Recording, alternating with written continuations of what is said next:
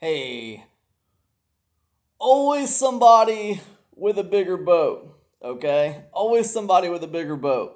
That's what we're going to be talking about right here today on the Mighty Few.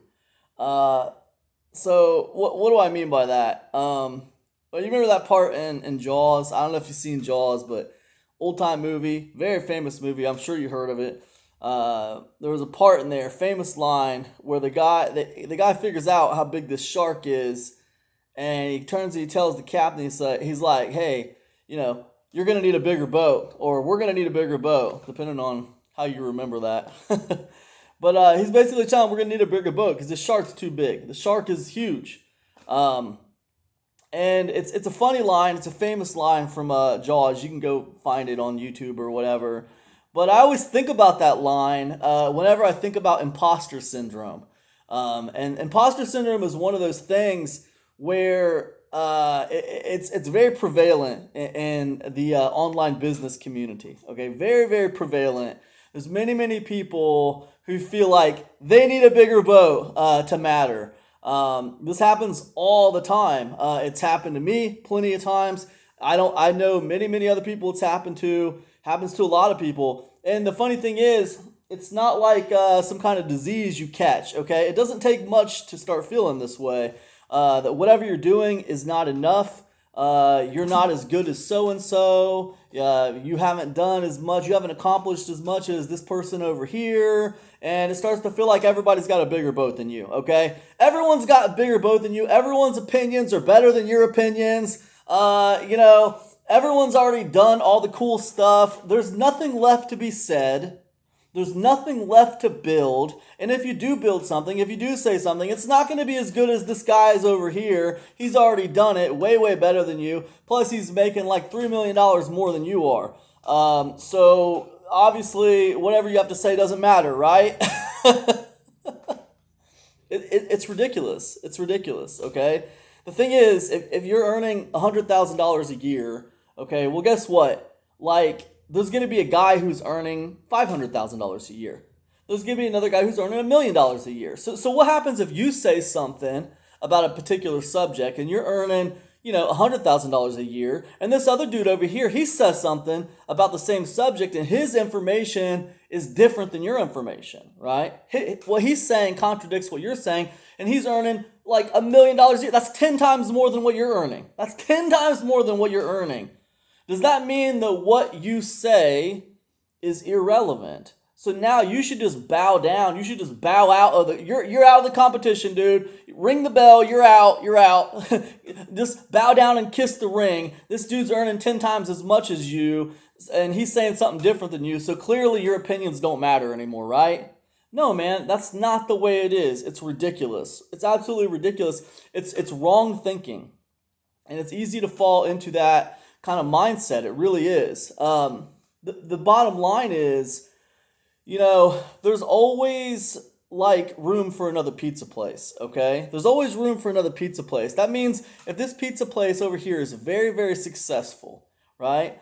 They're making like so much money a year selling their pizza pies, all right? Pepperoni, mushroom, that's the way they go. They're doing so well, right? Then you open another pizza place on the other corner, and you're not making as much as them. Your pizza's it's great, it's good, it's different than theirs. You know what I mean? It's like they're selling like traditional thin crust pizza. Well, you got like this kind of like thick crust Hawaiian deal going on, right? You're like specializing in something different, right? So you guys are both making pizza, but you're doing something a little bit different than them. So even though they're making like so much a year and they're very successful and they're very established, well, they're not doing quite the same thing you're doing, right? It's not quite the same thing. It's like comparing apples to oranges. It's like comparing pears to bananas. It's not the same thing. You might both be in business, but like it's not a zero sum game, okay? Just because this company happens to make more money a year than this company, that doesn't mean that this company's information or insight does not have value, okay? It's not a zero sum game. The company that makes the most money doesn't just automatically, they shouldn't just automatically like get the power to have like the only opinion that matters, and everyone else should just yield to them. Because the thing is, their business could be 100% different than your business, all right? Now, at the heart of it, on some levels, a lot of these businesses are very similar. And you'll hear like Dan Kennedy saying this all the time. Hey, all businesses are kind of the same. And like he makes a great point when he says that. However, there are nuances to these businesses. They are different. How much is the average unit sold for this business compared to the average unit sold for that business over there? That's a difference, right? If your average unit sells for $100 and this business over here, their average unit sells for 50 cents, that's like a completely different situation. They're obviously going to have to do way more volume than you. So that's a different business. That's a whole different business type deal right there. You know, the leads that they acquire, it's going to be a different kind of deal, okay? They're going to need more leads. They're going to need more volume because they sell a lesser priced product, okay? So that in and of itself is going to change the kind of advice that they give people. You see what I'm saying? So this is why I mean, like, you know, the very successful pizza place on this corner who sells thin crust pizza, they are cool. They got great advice. But it doesn't mean that like your little Hawaiian pizza place over here on the other corner doesn't have something to say.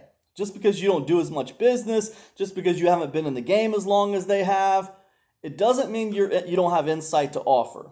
So what I'm telling you is, when it comes, just to kind of circle it back around to this Jaws analogy, all right? What I need you to understand is it doesn't matter like how much business you do. Generally, unless you're at the very top of the mountain, there's always going to be somebody with a bigger boat. There's always going to be someone who's making more money than you. Always. The question is, here's the question you have to ask yourself. You have to, first of all, take other people out of the equation, okay? Stop comparing yourself to other people. Learn from other people. Yes, learn what they have to say. Do they have things that apply to your business and how you do things? You know, learn from them. But as far as just like constantly comparing yourself to other people, like, man, that is a losing battle. Like, you will never win that battle. If you keep comparing yourself to other people, then what's going to happen is you are going to like morally, like internally, just like beat yourself up, or you're just going to beat yourself down into submission, right? You can't do it, man. You can't do it. The best thing to compare yourself to is compare yourself to the you of yesterday. Compare yourself to the you of last year, right? That's the only real metric that you need to worry about when it comes to comparisons. Now, my business, Epic Conversions, it's a 5-figure a year business. I've had a couple of 6-figure years with Epic Conversions, but generally it's a 5-figure a year business. It's probably a mid 5-figure a year business. And I am pretty comfortable with that. Now, do I want it to grow? Yeah, of course I want it to grow. But I need it to grow on my terms. There are things I'm not willing to do for it to grow. There are certain paths I don't want to take. There are certain kinds of things that I don't want to do. And for that reason, it kind of keeps me at a certain level. But I'm not that uncomfortable with that level. I'm okay with that level. So does that mean that every time like a 7-figure business comes along, my advice doesn't matter anymore? No, it really doesn't. No, because those 7-figure businesses, they don't run the same business I run, and they don't have the same kind of moral compass that I have. And there's nuances and differences to the businesses. We aren't the same people. We don't live the same life. We don't have the same external factors. It's just not the same deal. Now, can I take advice from those people? Can I learn things from those people? Sure, of course. I mean, I think that whenever you see someone who's been, more monetarily successful than you, you can take advice from them. You can try to learn things from them that you might take away, but you also need to acknowledge some of the differences as well. You need to acknowledge some of the things that have affected their success, and and this is why I like reading biographies. This is why I like reading memoirs. But like some of the things that have affected their success, and some of the ways that they've gotten to where they've gotten to, that maybe you would have done things differently just because of who you are and how you like to handle your affairs. Hopefully, I'm not speaking too vague there. But the point that I'm trying to make is that this whole business of like comparing yourself to other people just because they happen to make more money than you, like them making more money than you, that's one data point. That's one factor when it comes to, running a successful business. It's not the only factor. And I think that when it comes to like imposter syndrome, I think that sometimes people take that one data point of someone making more money than you and they make that like the only thing. That's the only thing now. And it becomes like the only thing in such a way to where like you don't even notice any of the specifics anymore. Like the specific I gave you earlier about like unit cost. Like how much is the unit cost? How much are they making per unit? How much are they making per unit versus how much what is the average amount of revenue they make per unit on their business versus the average amount of revenue you make per unit on your business? Is that fixed? Is that flexible? Can you change it? A lot of times with online businesses, you can change it. A lot of times with online businesses, you have like the continuity products, you have like the low tickets, you have the low mids, you have the mids, you have the mid highs, and you have the highs, right?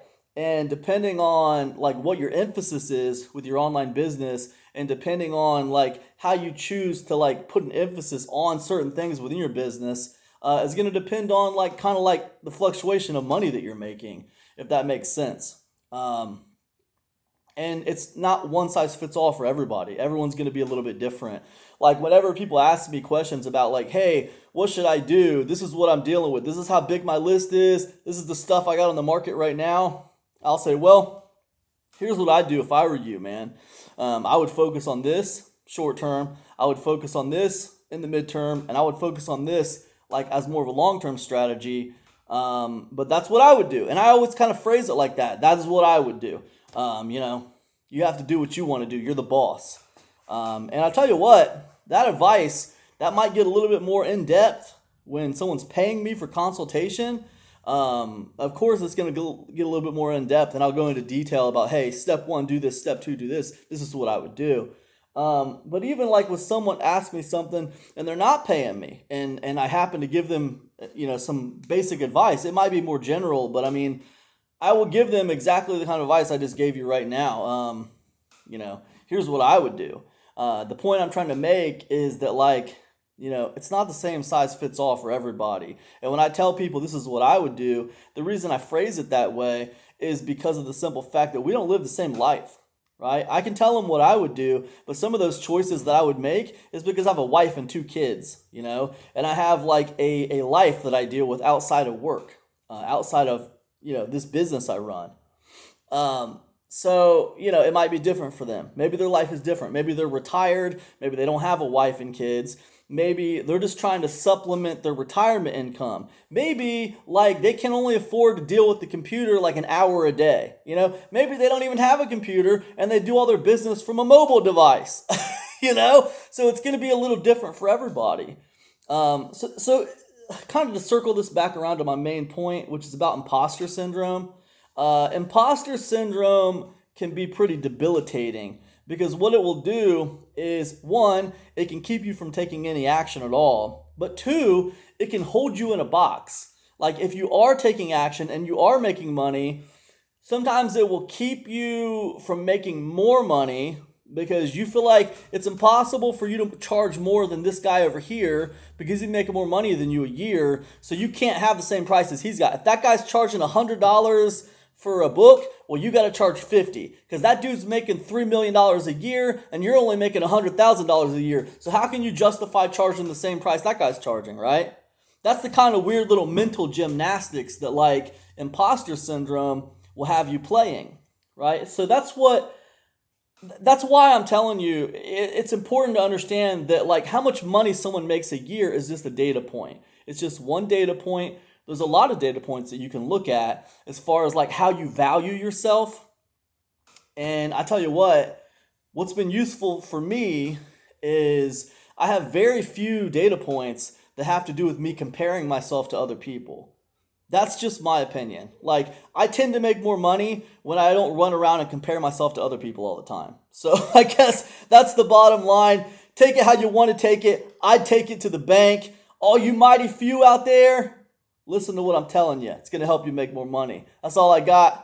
I'll see you guys in the next episode. I think I'm going to do these I don't think every day. I don't think the Mighty Few is going to be like an everyday show. It's either going to be like a weekly or a bi-weekly thing. I don't know. I'm going to try to get these out regularly. All right? You guys have to let me know in the comment section how often you'd like to see these kind of talks. All right? That's all I got. Peace out there. Good luck in business. All right now.